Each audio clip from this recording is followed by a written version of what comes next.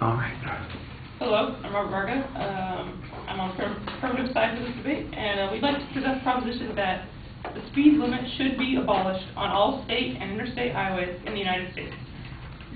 I will explain why this is a good idea, the benefits of abolishing the speed limit, and how we would go about putting this plan in place. First of all, some background information on our interstate highway system. Interstate was created by Dwight D. Eisenhower in 1956.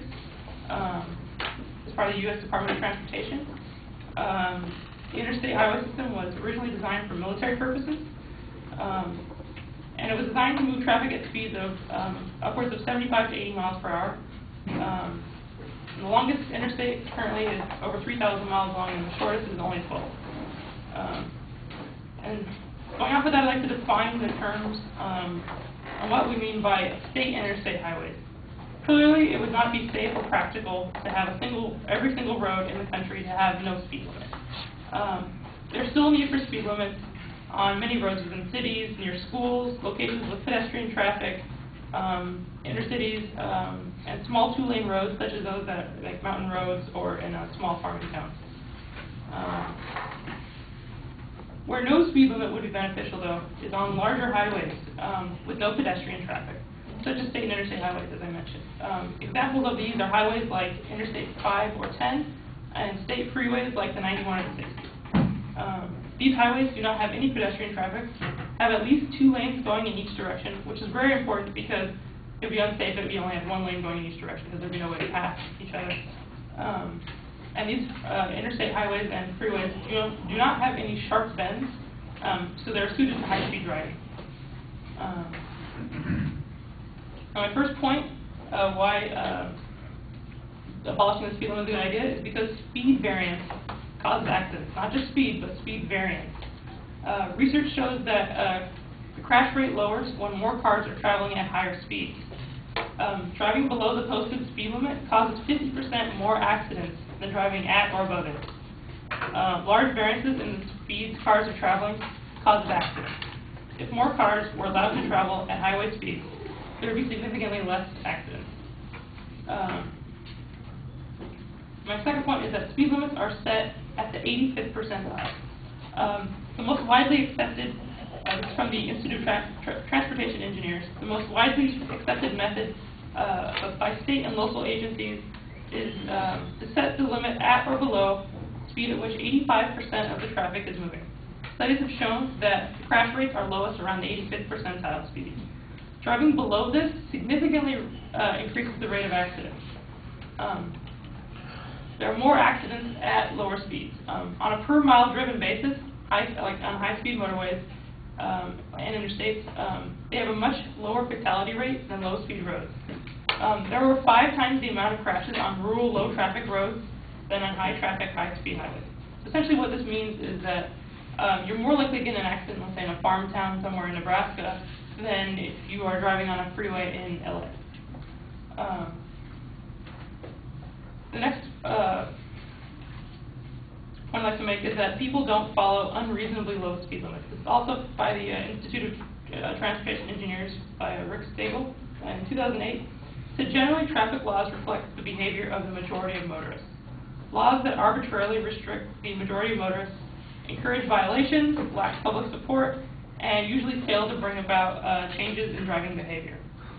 When the national speed limit was lowered to 55 miles per hour, most Americans continued to travel at speeds that they'd grown accustomed to in the 1960s, and therefore created a speed variance, which I said earlier is more dangerous than actually having higher speeds, which in turn created more accidents.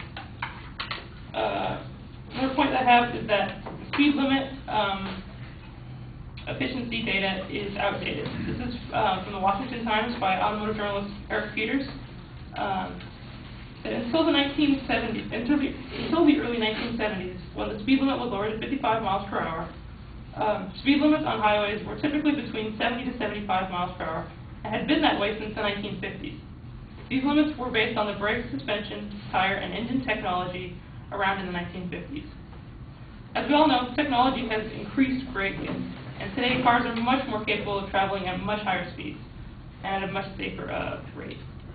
The majority of cars on the road today are less than 20 years old, and therefore there is no need for these arbitrary arbitrarily low speed limits. The next point is, a lot of people will say, oh, well, fuel economy is going to go down if you travel at a higher speed. But this is not necessarily true. Auto Bild magazine, which is a German magazine, in 2006 said that according to a test conducted by them and an independent agency, driving at German autobahn speeds, that is, somewhere around between 90 and 120 miles per hour, did not decrease gas mileage by much in most vehicles. For example, you don't need to have a necessarily high-powered car to travel at these speeds and get still decent fuel economy. A low-end four-cylinder Mercedes-Benz C180 was able to get 28 miles per gallon traveling at any speed from 85 to 120 miles per hour. Didn't matter if it was going 85 or 120, it still got 28 miles per gallon. Fuel economy varies greatly depending on your car type, aerodynamics, and gear ratios. According to SafeSpeed.org, there's also the problem of these one-size-fits-all speed limits that we have. Not all highways are the same. When we set arbitrarily high speed limits, or arbitrarily low speed limits, we force people to drive at unsafe speeds. When conditions on roads get bad, drivers should be able to travel at the speed which they feel comfortable with. And when drivers see a high speed limit, they feel that maybe they should be traveling at that speed and not necessarily at the speed that they feel comfortable at.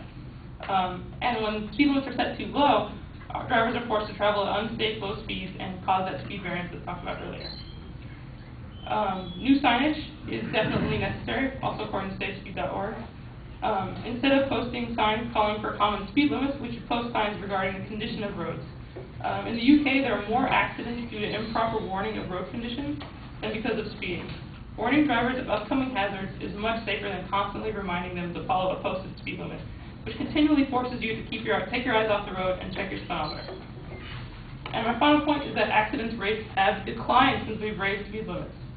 According to Eric Peters from the Washington Times, when NHTSA, which is the National Highway Traffic Safety Administration, raised the national speed limit from 55 miles per hour back to 65 miles per hour in 1995, they predicted an additional 6,400 deaths would occur because of speeding.